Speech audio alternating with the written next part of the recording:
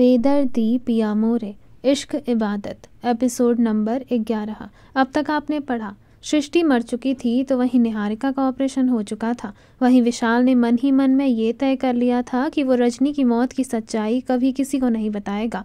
उसे तो मरना ही था, क्योंकि उसके काम ही वैसे थे।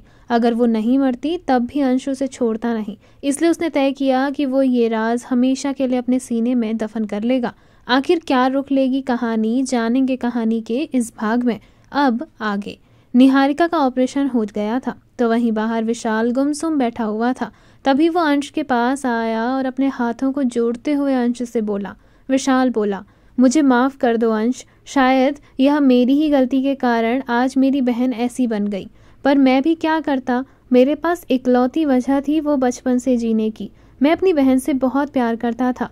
मरते वक्त मौसी को एक वचन दिया था कि सृष्टि की आंखों में कभी आंसू नहीं आने दूंगा, इसलिए उसकी आंखों में आंसू आए या वह उदास हो, उससे पहले ही मैं उसे जो चाहिए होता था वो लाकर दे देता था। शायद मेरी यही गलती के कारण वो इतनी ज़्यादा ज़िद्दी हो गई। मुझे लगता था वो तुमसे प्यार करती है, पर ये नहीं लगा था कि वो इस हद तक गिर जाएगी। मुझे माफ़ कर दो। तो वहीं अंश विशाल की तरफ देखते हुए बोला, कोई बात नहीं, आप क्या कर सकते हैं। सृष्टि ने जब आपके साथ तक धोखा किया तो अपने दोस्तों के साथ धोखा करने में वो पीछे कैसे रह सकती है। आप इसके लिए गिल्टी फील मत करिए। विशाल बोला, गिल्टी तो मैं हूँ, क्योंकि मेरे ही कारण निहारिका की ये हालत हुई है। तभी अंश बोला, निहारिका को रुद्राक्ष और पापा देख रहे हैं, वो ठीक हो जाएगी, पर आप यह बात पता लगाइए कि समृद्धि जी कहाँ है। आशुतोष और बाकी सब घर वाले उन दोनों की बातें सुन रहे थे। तभी विशाल बोला, मैं पता लगा लूंगा कि मेरी समृद्धि कहाँ है। इस बार मैं उसे अपनी जिंदगी से दूर नहीं जाने दूंगा। तभी आशुतोष गुस्से से विशाल की तरफ देखकर बोला, खबरदार, जो मेरी दीदी की जिंदगी में दोबारा आने की कोशिश की तो मुझसे बुरा कोई नहीं होगा। पहले ही बहुत दुख दे चुके हो आप मेरी दीदी को, भूल जाओ उन्हें।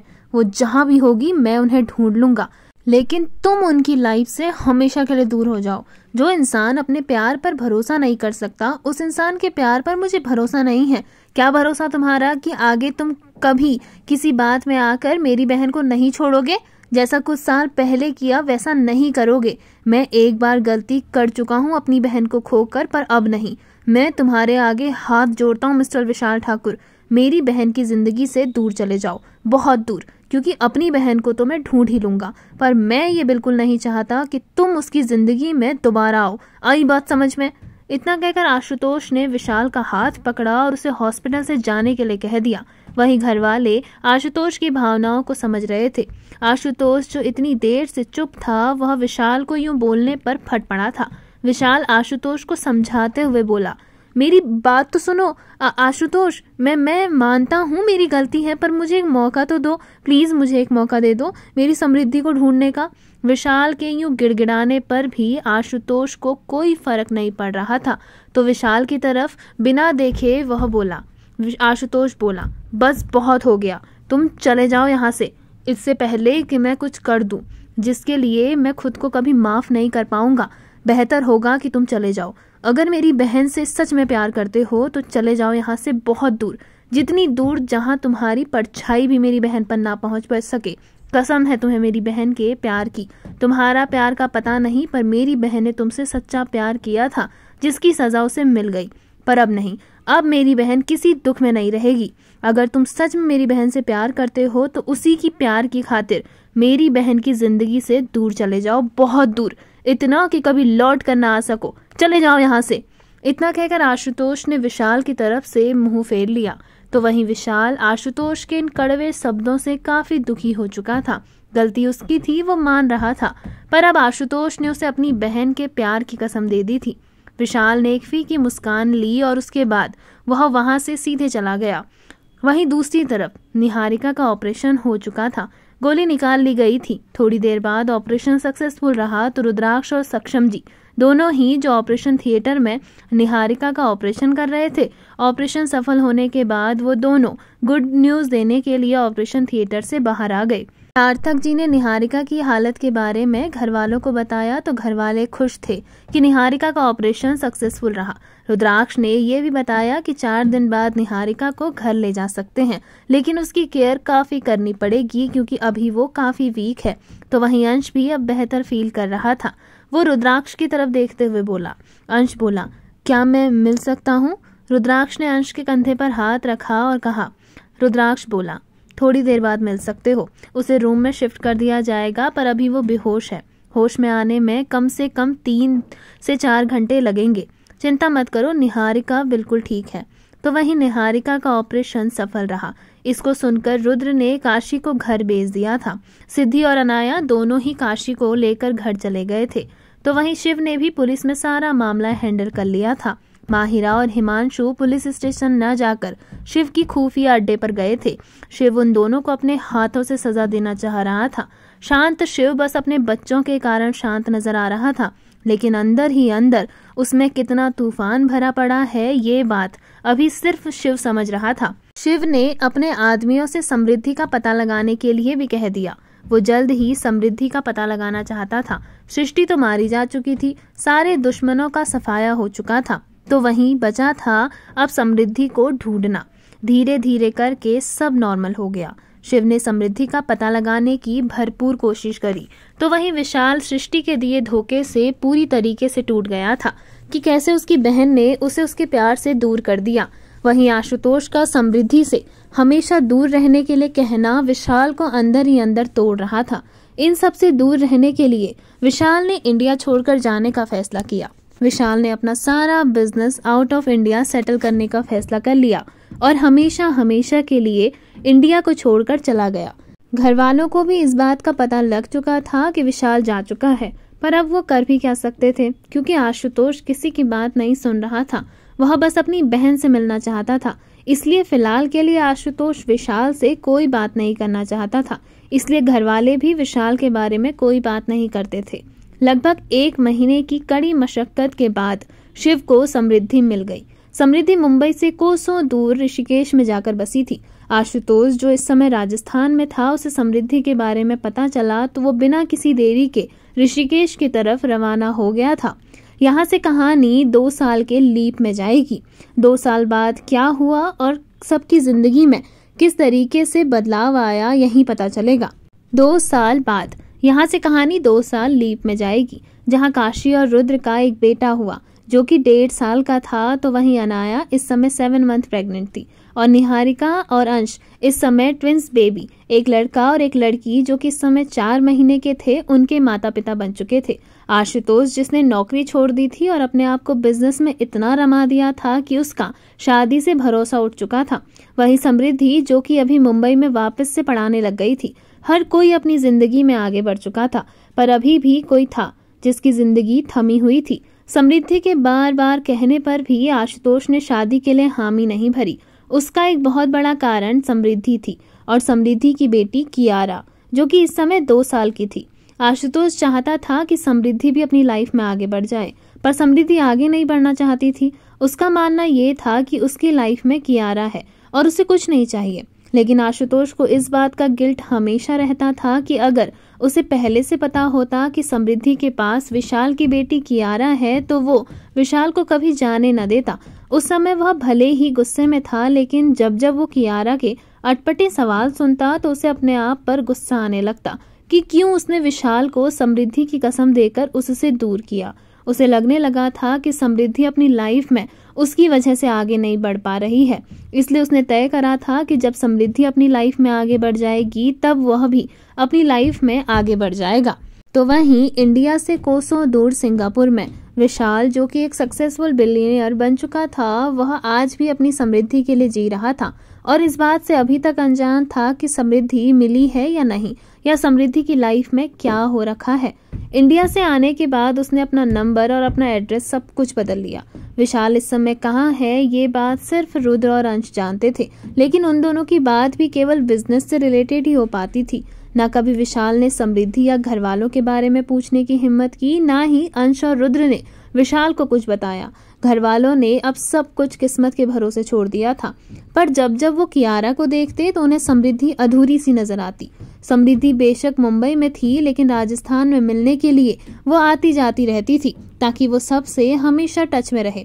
शिव और सिद्धि इस समय राजस्थान में अपनी रियासत के साथ साथ अपने बिजनेस और हॉस्पिटल को संभाल रहे थे, तो वहीं रुद्र और काशी मुंबई में एंटरटेनमेंट कंपनी की बागडोर को संभाल रहे थे। अंश और निहारिका दोनों ही अपने बिजनेस को ग्रो कर रहे थे, जिसमें अनाया के बिजनेस को भी अंश ने अपने में ऐड कर लिया था।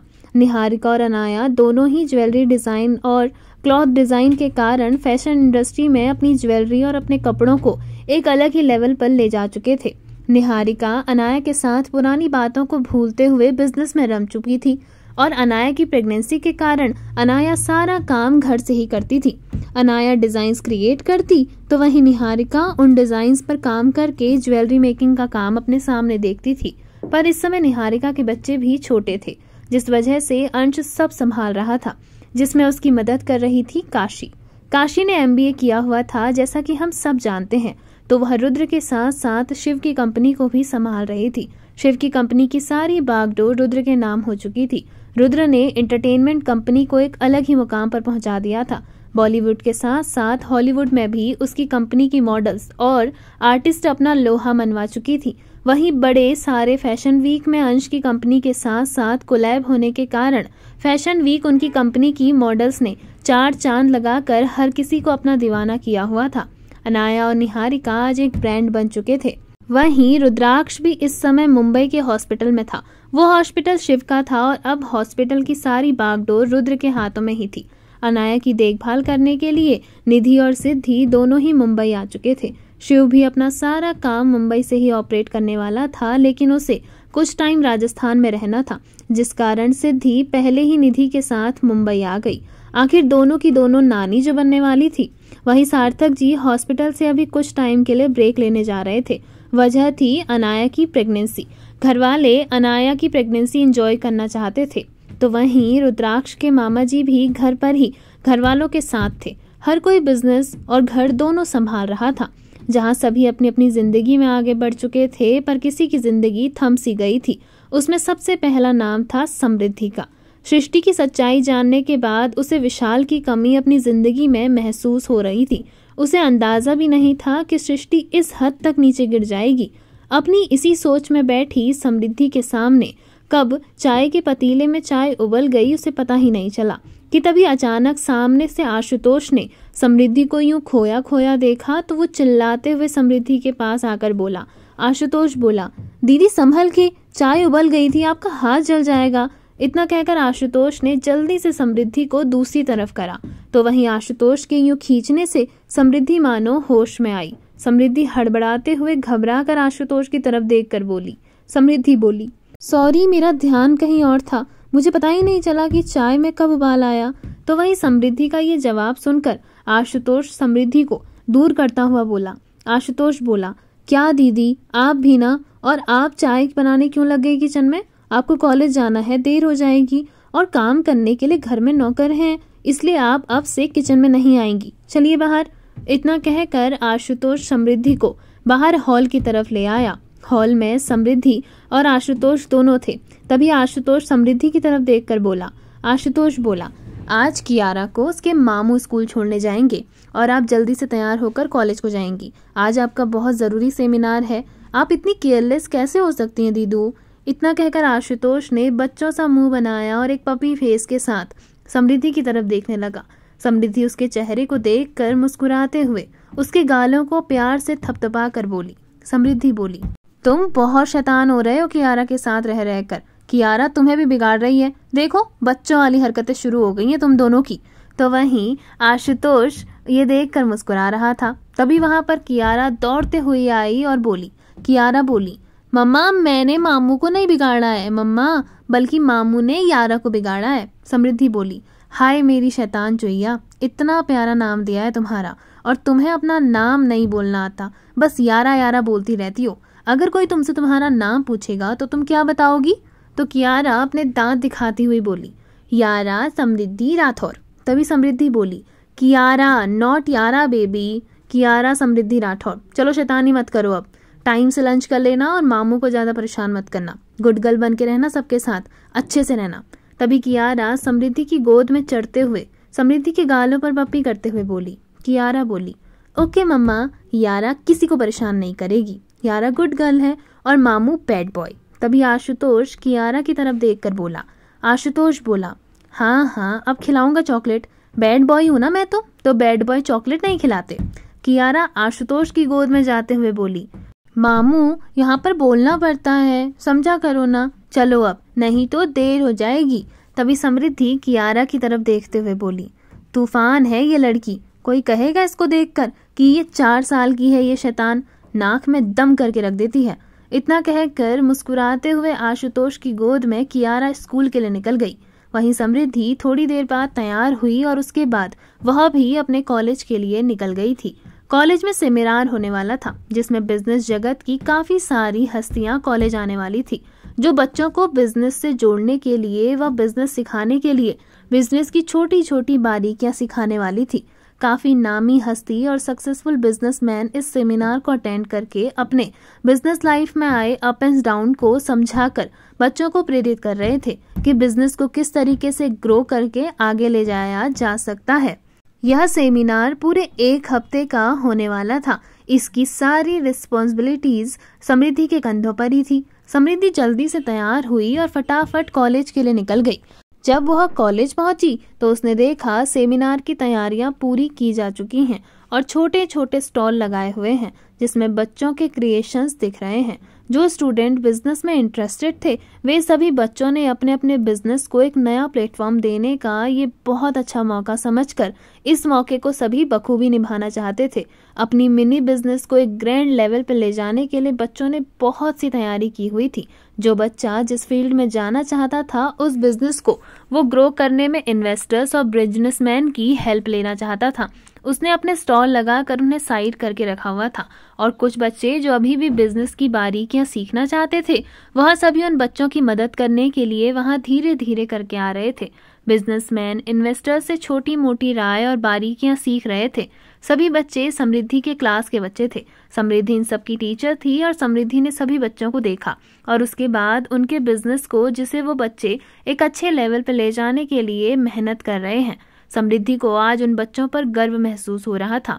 वह बच्चे छोटी सी उम्र से ही किस तरीके से बिजनेस को आगे ले जाया जाए और किस तरीके से अपने पैरों पर खड़े होकर अपने माता पिता को गौरवान्वित किया जाए अच्छे से समझ रहे थे, जिन्हें देखकर समृद्धि को काफी खुशी हो रही थी। आखिर एक अध्यापक को और क्या चाहिए कि उसके बच्चे जीवन में एक सफल और एक अच्छे इंसान बने, अपने माता पिता का नाम रोशन करें और एक समाज को अच्छी और नई दिशा दें। बस यही तो आशा करते हैं।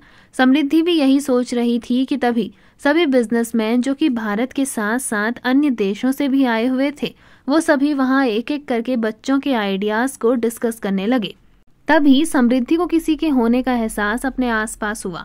समृद्धि की अचानक हार्ट बीट बढ़ने लगी। समृद्धि बेचैन सी होने लगी थी। उसे समझ नहीं आ रहा था कि अचानक उसके साथ क्या हुआ है। उसने अपना एक हाथ अपने गले में पहने लॉकेट पर रखा और फिर उसे हल्का सा रब करते हुए वह खुद से बोली। समृद्धि बोली, ये मुझे क्या हो रहा है, इतने सालों बाद इतनी बेचैनी और ये एहसास। थोड़ी देर सोचकर उसने अपनी सोच को नकार दिया जो उसे थोड़ी देर पहले ही होना शुरू हुआ था। तो वहीं यही हाल किसी और का भी हो रहा था।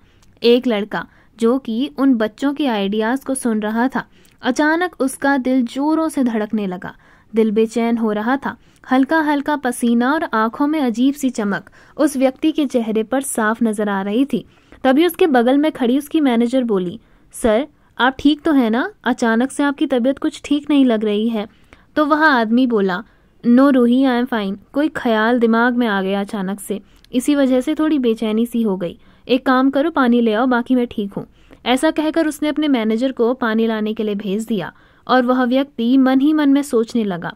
वह व्यक्ति खुद से बोला, इतने सालों बाद ये बेचैनी महसूस होना, ऐसा लग रहा है मानो तुम मेरे आसपास ही हो।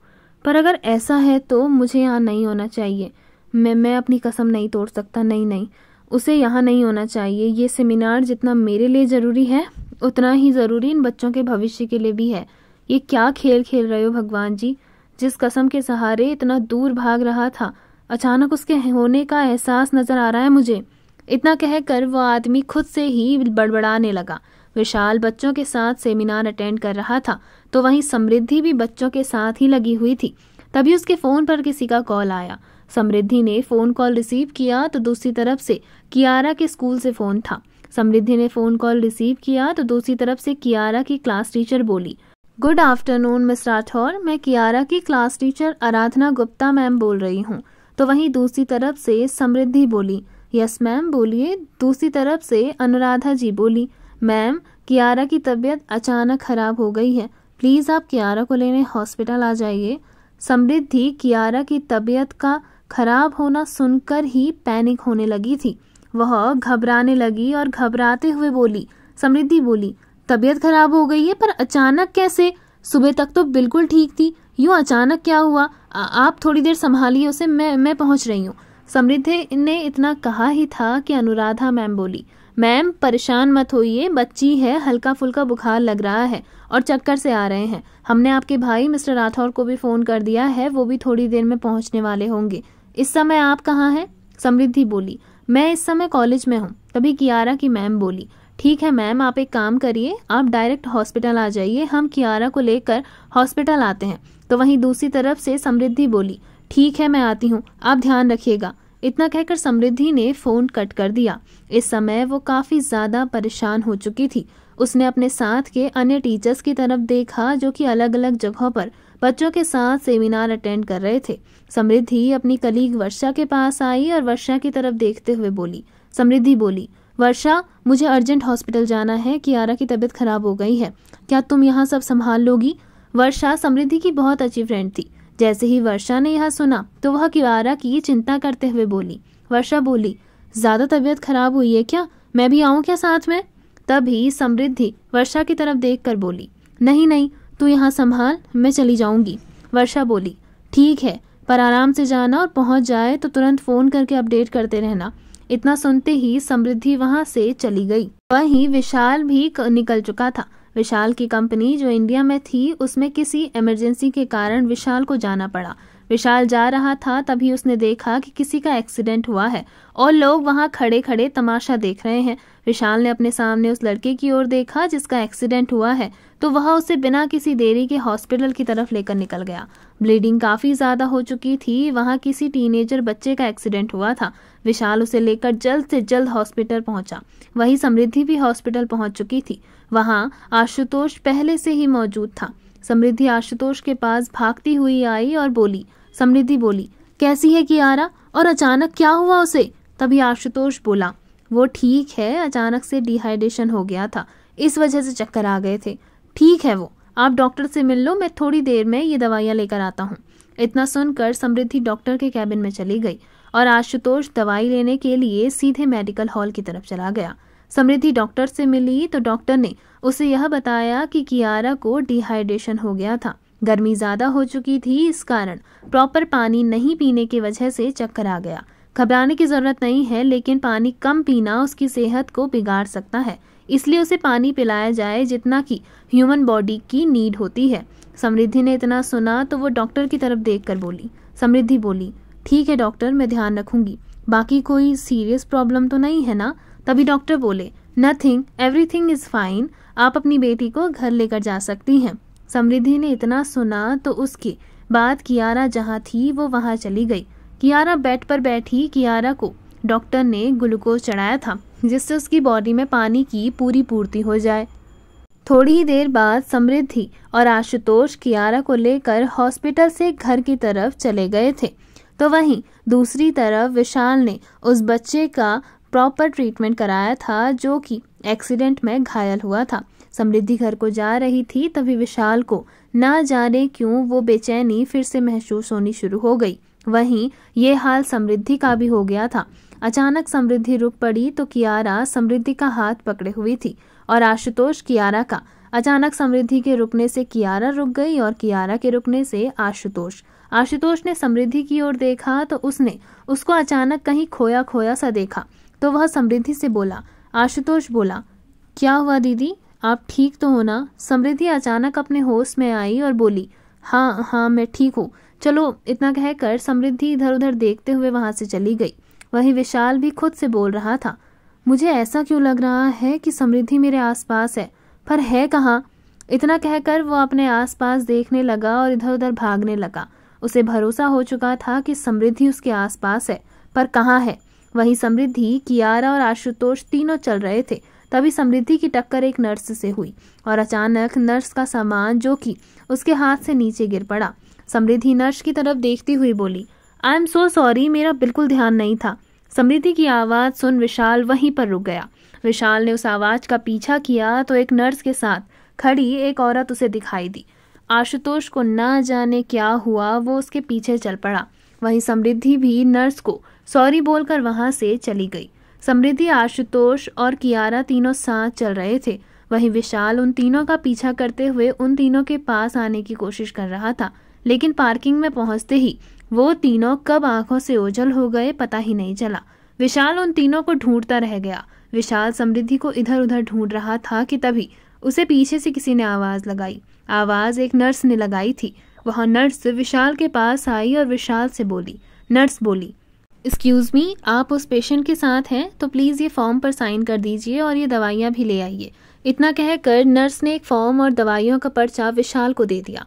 विशाल उस पर्चे को देखते हुए मन ही मन में सोचने लगा कि समृद्धि यहीं कहीं थी। मुझे ये बेचैनी बार बार यूं ही नहीं हो रही है। समृद्धि जब घर आई तो उसने देखा कि उसके फोन पर ढेर सारे फोटोज आए हैं जो कि सेमिनार के थे।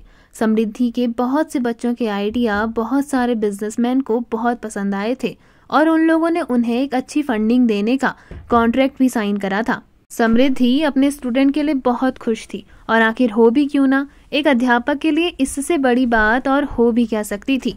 दिन बीत रहे थे। वहीं विशाल की कंपनी में जो काम जिसके कारण विशाल को इंडिया आना पड़ा था वो भी सॉल्व हो चुका था। विशाल 2 दिन में इंडिया छोड़कर वापस जाने वाला था। वहीं समृद्धि भी इन 2 दिनों में काफी बेचैन रही थी। रह रहकर उसे यही ध्यान आता कि विशाल जरूर उसके आसपास है, लेकिन कहाँ है इसकी खबर उसे नहीं थी। वहीं कियारा की तबीयत में भी अब काफी सुधार हो चुका था। कियारा और समृद्धि काफी दिनों बाद मॉल जाने वाले थे। कियारा को अपने लिए बर्थडे की ड्रेस लेनी थी। आखिर 2 दिन बाद कियारा का बर्थडे आने वाला था, जिसके लिए कियारा काफी खुश थी। इसलिए समृद्धि कियारा को लेकर आज मॉल जाने वाली थी। थोड़ी ही देर बाद समृद्धि कियारा को लेकर मॉल के लिए निकल गई और 20-25 मिनट बाद कियारा और समृद्धि दोनों ही मॉल में पहुंच चुके थे। समृद्धि कियारा के लिए ड्रेस देख रही थी तो वहीं कियारा का मन टॉय सेक्शन में गया हुआ था। समृद्धि जब कपड़े लेने में बिजी थी तभी कियारा वहां से टॉय सेक्शन की तरफ चली गई। वहीं विशाल भी टॉय सेक्शन में किसी के लिए गिफ्ट ले रहा था कि तभी एक बच्ची उसके पैरों से जा टकराई। उसके हाथ बेहद छोटे छोटे थे। वो अपने छोटे छोटे हाथों से एक एक खिलौना निकालने की कोशिश कर रही थी, लेकिन बार बार खिलौना उसके हाथों से फिसलता जा रहा था, जिस कारण खिलौना तो उससे नहीं मिल सका, पर जो दूसरे खिलौने थे वो नीचे गिर गए और बैलेंस खराब होने के कारण वो भी जमीन पर गिर गई। विशाल कियारा के जस्ट बगल में था, जिस कारण जब वो बच्ची गिर रही थी तो विशाल के पैरों को पकड़ते हुए अपना बैलेंस बनाने लगी। विशाल ने अचानक उस बच्ची को गिरते हुए देखा तो उसे पकड़ लिया। उस बच्ची की आंखें बहुत सुंदर थी, बड़ी बड़ी गोल काली सी आंखें, और वो बच्ची अपने छोटे छोटे हाथों से विशाल को पकड़े हुए थी। विशाल ने उस बच्चे को देखा तो उसमें खो सा गया। विशाल उस बच्ची की तरफ देखते हुए बोला। विशाल बोला, आप यहाँ पर क्या कर रही हो बच्चा? अगर आपको ये टॉय चाहिए तो मुझसे बोल देती। देखो आप गिर गई और आपने और भी खिलौने गिरा दिए हैं। तो वह बच्ची अपनी आंखों को टिमटिमाते हुए बोली। वह बच्ची बोली, सॉरी अंकल, यारा से गलती हो गई, क्या प्लीज मुझे आप ये वाला टॉय देंगे? तभी विशाल मुस्कुराते हुए बोला, आपकी आवाज तो बहुत प्यारी है और आप भी बहुत प्यारी हो, क्या नाम है आपका? तभी वह बच्ची बोली, पर अंकल मेरी मम्मा ने स्ट्रेंजर्स से बात करने को मना किया है। तभी विशाल उस बच्चे की तरफ देखते हुए बोला, अच्छा आपकी मम्मा ने स्ट्रेंजर्स से बात करने को मना किया है, पर हम स्ट्रेंजर्स कहाँ हैं? देखो अभी मैंने आपकी जान बचाई थी। अगर आप गिर जाती और आपको लग जाती तो फिर आपको दर्द होता और फिर आपको डॉक्टर इंजेक्शन लगाते। तो मैंने तो आपको डॉक्टर के इंजेक्शन से बचाया है, तो हम स्ट्रेंजर्स कहाँ हुए? तभी वह बच्ची अपने सर पर उंगली लगाते हुए सोचते हुए एक्टिंग करने लगी और बोली। कियारा बोली, यू आर राइट अंकल, आपने तो यारा को गिरने से बचाया है। आज से आप यारा के बेस्ट फ्रेंड हुए। वो क्या है ना, मैं अपने बर्थडे के लिए टॉय लेने आई हूँ, पर मुझे समझ नहीं आ रहा कि कौन सा लूँ। फिर मुझे ये पसंद आ गया तो मुझे ना ये टॉय लेना है। अभी मम्मा आएगी तो मैं मम्मा से कहूँगी कि मुझे ये टॉय दिला दे। तभी विशाल बोला, अच्छा तो प्रिंसेस आपका बर्थडे आने वाला है, कब है आपका बर्थडे? तभी कियारा बोली, बेस्टी मेरा बर्थडे परसों है, आप मेरे बर्थडे में आओगे ना? परसों तो विशाल इंडिया छोड़कर जाने वाला था, पर कियारा के इतना बोलने पर विशाल ने उसे हाँ कर दिया और उसकी तरफ देखकर कहा। विशाल बोला, बेटा पर पहले आप मुझे अपना नाम तो बताओ। कियारा बोली, मेरा नाम यारा है। विशाल बोला, यारा? ये कैसा नाम है? तभी कियारा बोली, यारा नहीं अंकल, की यारा। विशाल कियारा के यूं नाम को डिफाइन करते हुए बोलने पर हंस पड़ा और उसकी तरफ देखकर बोला। विशाल बोला, इसका मतलब आपका नाम कियारा है, आई एम राइट? कियारा बोली, यस यू आर राइट। चलिए ना अंकल, मैं आपको अपनी मम्मी से मिलाती हूँ और आप मुझे प्रॉमिस करें कि आप मेरे बर्थडे पर आएंगे।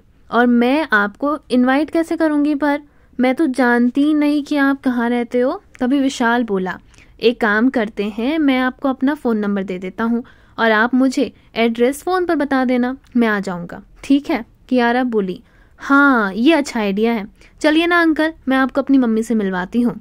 इतना कहकर वह विशाल का हाथ पकड़ते हुए विशाल को लेकर चली तो वहीं विशाल के जो बॉडीगार्ड उसके आसपास थे, विशाल ने उन्हें रोकते हुए वहीं रुकने के लिए कहा। विशाल कियारा का हाथ पकड़े कियारा उसे जहां जहां ले जा रही थी वहां वहां वह जाते रहा, मानो विशाल को कोई सुध बुध नहीं थी। उस बच्ची में वह इतना खो गया था कि वो खुद बच्चा बनने को तैयार था। वहीं समृद्धि कियारा के लिए ड्रेस ले रही थी और बाकी का सामान भी। अचानक उसकी धड़कनें तेज हो गई। वहीं यही हाल विशाल का भी था, पर विशाल का भी कियारा में ध्यान रमा हुआ था तो उसे इस बात पर उसने गौर नहीं किया। तभी कियारा वहां पहुंची जहां पर समृद्धि कियारा के लिए ड्रेस ले रही थी, पर समृद्धि को आशुतोष का फोन आ गया। इस वजह से समृद्धि आशुतोष का कॉल अटेंड करने लग गई। विशाल ने समृद्धि को देखा जो उन दोनों की ओर पीठ करके खड़ी हुई थी, फोन पर बात कर रही थी। तो कियारा बोली, अंकल वो देखो मेरी मम्मी, चलो मिल लेते हैं। इतना सुनते ही विशाल कियारा के साथ साथ समृद्धि के पास जाने लगा। समृद्धि फोन पर बात कर रही थी जिस कारण उसने कियारा पर ध्यान नहीं दिया। तभी वहां पर सेल्स गर्ल आ गई और जिसने समृद्धि को कुछ ड्रेस दी जो समृद्धि ने कियारा के लिए निकलवा कर रखी थी। समृद्धि ने एक हाथ में मोबाइल लिया था तो दूसरे हाथ में ड्रेसेस। थोड़ी देर बाद समृद्धि का फोन कॉल कट हुआ तो समृद्धि ने पीछे मुड़कर देखा तो कियारा किसी से बात कर रही थी। समृद्धि धीरे धीरे कियारा के पास आ रही थी। क्या विशाल और समृद्धि मिल पाएंगे कियारा के कारण, या आएगा कोई नया तूफान? जैसे आज दोनों मिलते मिलते रह गए, क्या आने वाले समय में भी ये मुलाकात हमेशा के लिए अधूरी हो जाएगी या फिर हमेशा के लिए पूरी? जानेंगे कहानी के आने वाले भागों में। आप लोगों को कहानी का यह भाग कैसा लगा कमेंट सेक्शन में कमेंट करके ज़रूर बताइएगा। वीडियो पसंद आई हो तो वीडियो को लाइक करेगा, शेयर करेगा, कमेंट करिएगा और बेल आइकन दबाकर चैनल को सब्सक्राइब करना ना भूलिएगा ताकि आप इस कहानी के आने वाले किसी भी भाग को बिना मिस किए आसानी से देख सकें और सबसे पहले नोटिफिकेशन प्राप्त कर सकें। तब तक के लिए आप सभी का बहुत बहुत धन्यवाद।